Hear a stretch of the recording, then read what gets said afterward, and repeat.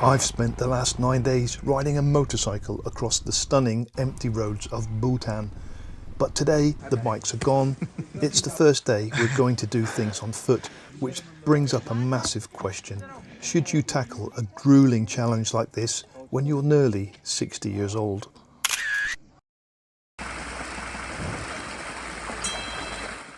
So we're back in Paro city. It's a day of firsts and lasts.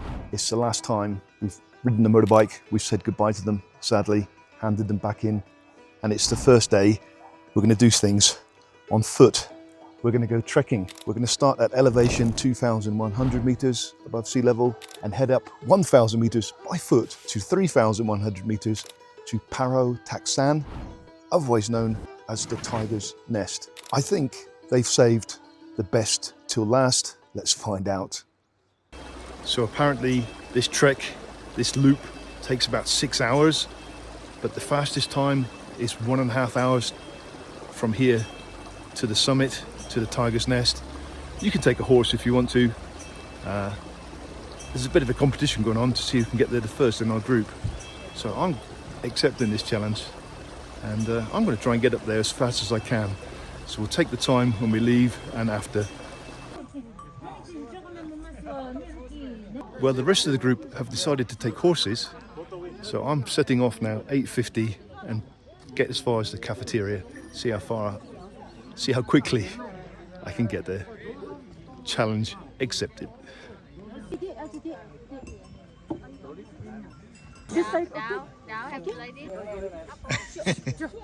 What's his name? Taktu. Coming here was a massive shock to the system. After days of quiet roads, this is easily the busiest, most popular tourist attraction in the country. Looking around, it's clear Bhutan attracts 3 types of travellers: countryside trekkers, bird watchers and motorcyclists. Personally, I'm happy to be part of all 3, but right now the mountain is fighting back. I'm about 500 meters in and I'm dying already, because one thing I forgot about is the altitude and the lack of oxygen.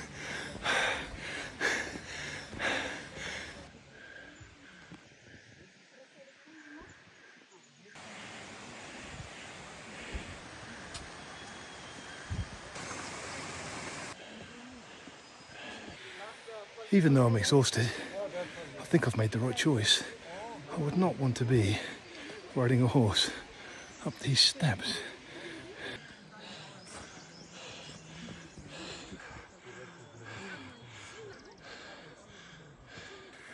I've underestimated the altitude and I've forgotten my age.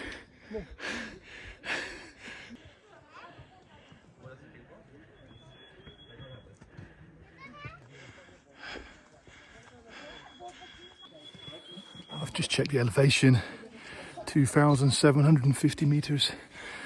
So I take it I'm halfway there.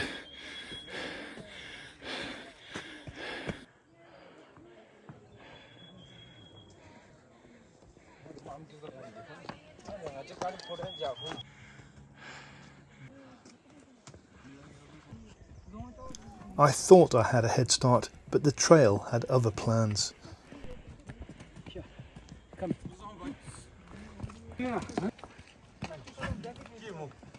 So now I'm on a mission. The horses have caught up with me. I didn't expect that so quickly, to be honest.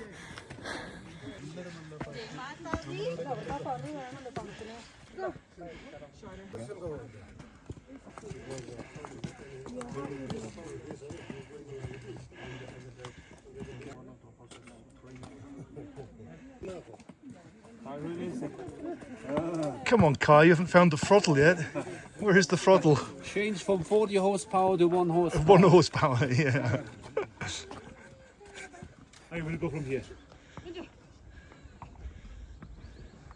What a view, what a view. Are we there yet, Dad? No. Not even half yet.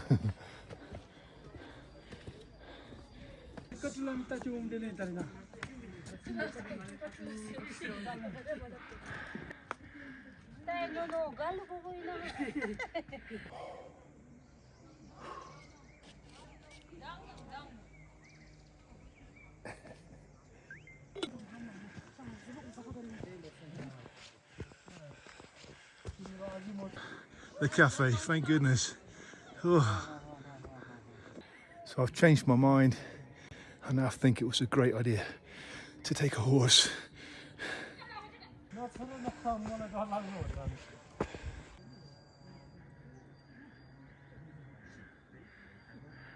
So nearly 3,100 meters, and you can see the ice-capped mountains behind me here. Now I know why they don't do this on the first day and do it on the last day. You need to be acclimatized to do this trek. If you do decide to take this challenge at my age, learn from my mistakes, please. First, do not carry a heavy backpack like I did. Every extra pound feels 3 times heavier out here, and I absolutely could have done without the weight. Second, spend the 100 rupees at the bottom and rent a walking stick. I skipped this because I wanted hands 3 for filming, but it was a massive mistake. Save your joints, get a stick.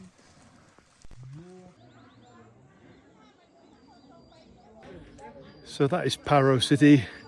That's Paro City where we started this morning. And then here you can just see the start of the Himalayas right here. And we can actually see the tiger's nest at last. Stunningly beautiful. How they built that. Dated around 1637, they say. It seems to be everything in Bhutan seems to be built in 1637. So there she is, tiger's nest. And we're only halfway here, apparently. The horses only come halfway, then they drop you off, and the horses go back empty. People who ride a horse up still have to walk down. So that's the price you pay for taking a horse, I suppose. I'm not sure. So this is the halfway point, and luckily there's a cafeteria here.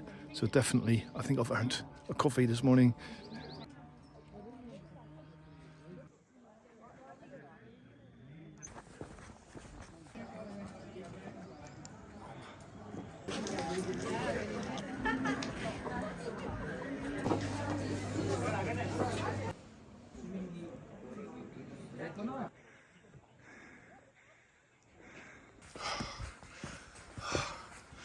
Oh, dear.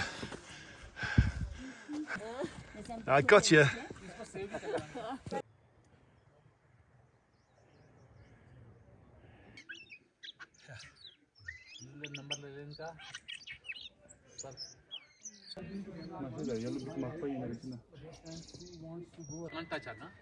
Yeah, don't get close.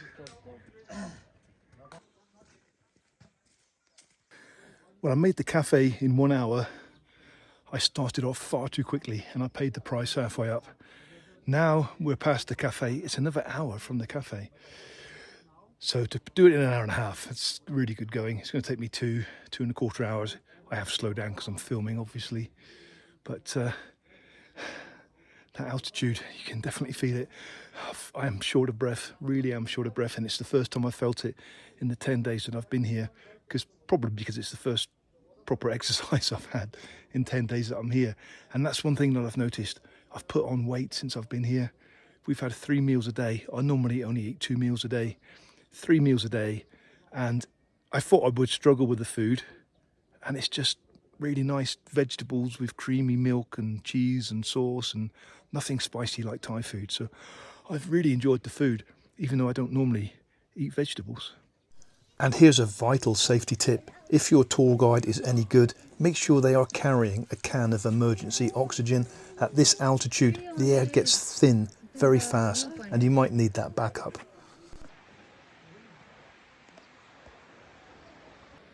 Finally made it. Absolutely stunning. Not for the faint-hearted, that climb on the way up. I'm 58, but I consider myself fairly fit, and I did struggle with that. And the craziest thing is we got to go down again before we can go back up to this temple and cross the waterfall.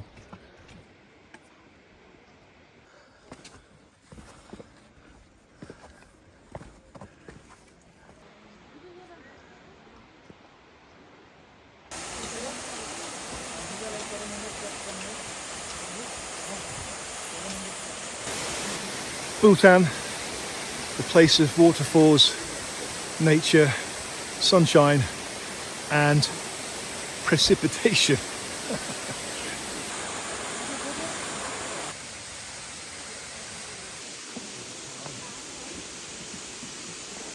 So I've just finished my 10-day tour with Big Bike Tours, courtesy of Kai, and it's been an excellent experience for me. I thoroughly recommend it. How's it gone as an organizer? Has it gone okay? Fantastic. We had fantastic company, nice people on tour with us. Once in a lifetime, please come here and visit Bhutan. So I'm very sad to be signing off from my Bhutan tour. It's been more pleasurable than I expected. It's given more than I expected. I've enjoyed it more than I expected. And like I said, I didn't suffer with the food. I found the food really good. And I am a fussy eater. So yeah, the Bhutan tour, thoroughly recommended. And book quickly because there's limited places on these tours. The amount of tourists allowed into this country is limited every year, which is why it's a premium price, but it's a premium service and a premium location worth the money.